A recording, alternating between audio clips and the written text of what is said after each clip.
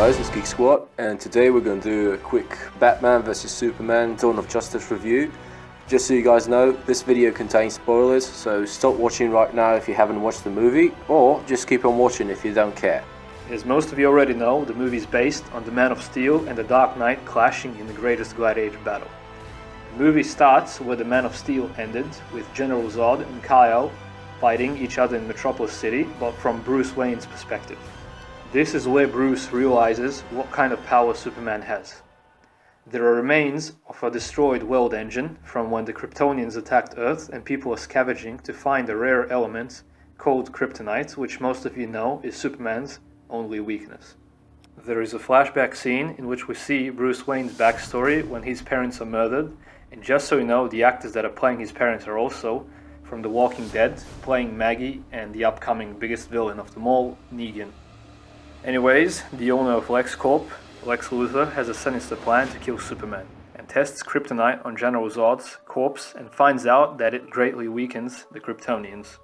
Superman has problems of his own as people are turning against him because when he tries to save someone, there are a lot of casualties. The people want Superman to have a trial and see what his motives are. When he gets there and everyone thinks that it's going to work out well, an explosion wipes out all the people in the building and Superman is there standing alone and also knowing what someone is trying to do to him, and that is to turn the people against him. Because when we were watching the movie, we felt that the people watching what was happening from all around thought that he was behind the explosion. But of course, Lex Luthor, as expected, was the one behind it. Now, Lex was kind of a character that was on the edge of madness. He seemed kind of paranoid sometimes in the movie, and he had yell-out moments. We kind of felt that he was done two-dimensionally and needed something more. In the movie, he hacks into the Genesis chamber of the crashed Kryptonian ship and overrides the controls and starts making an abomination out of General Zod's corpse. Eventually, Doomsday is born and sets out to destroy everything around him, yeah?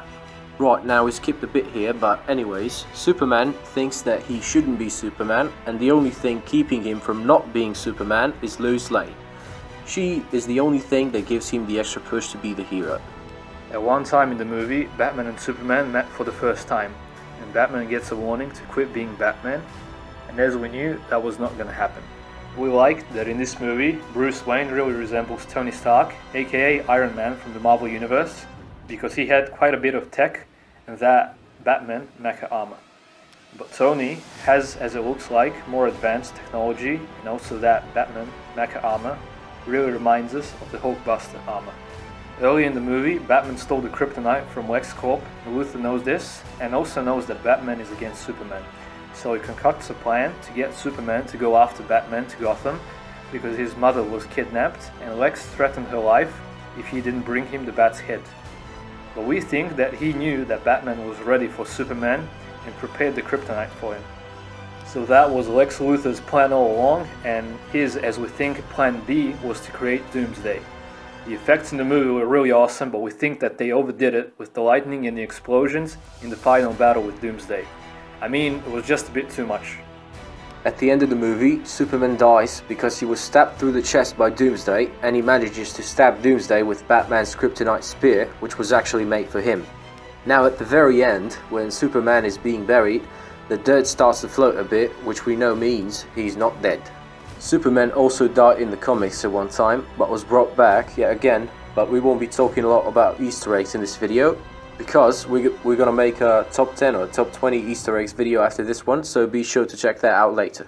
The problem with the movie is that it jumps too much from scene to scene. For example, at the very end, when Superman is getting buried, there's a jump to a scene with Lex Luthor in jail and right back to Superman's funeral. And it's like that through the whole movie. You never know if it's the past, present or future. The scene that confused us a bit was when Bruce Wayne was dreaming of the future, when Superman's a tyrant and the whole world is in ruins, and then, as we think, he wakes up and the Flash is talking to him and telling him to prevent this by saving Lois Lane. As some of you may know, the Flash can time travel, so that was him preventing the things happening in the future. And then Bruce wakes up again. So we really didn't get what was that all about, or was it actually the Flash or someone else? We didn't get a good look at him. The movie felt like it had 4 other movies in it, and concentrated too much on starting the storyline of the Justice League and other future DC movies. We had the Flash, Aquaman and Cyborg cameos in the movie.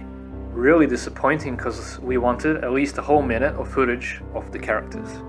It was really pleasing that it was 2.5 hours long. Also just wanted to mention that Hans Zimmer created the music for this movie and it was very pleasing to hear it, and it felt right. His work is also seen in Pirates of the Caribbean, which we look at as perfection of movie music. So yeah, that's another big plus in the movie. I mean, immediate download of the songs. There is a big mistake in the movie, and it's based around Batman because we see him gunning down quite a lot of people, and if you remember, Batman doesn't kill and has his moral code, but they totally threw that away in this movie and forgot about it. Also guys, don't forget to check out our LEGO Batman vs Superman set review with an upgrade, or you can just call it a mock. And just so you guys know, we're doing a tutorial on how to make Batman's mecha armor helmet soon, so yeah, stay tuned for that as well. Anyways guys, this is it on the quick review. We didn't do much Easter eggs in the review because we're saving it for another video, which you guys can check out soon. In it will be the most interesting things you probably didn't know about the DC universe and the movie. Like, comment and subscribe for more videos like this one, and as soon as The Walking Dead, Flash, Arrow and other comic book based TV shows finish the season, we will review the whole seasons and do the Easter eggs on them, so stay tuned for that. And remember guys, God is awesome all the time and he loves you. Be thankful for all you have, like we are, yeah? And Geek Squad out, mates. This party's over.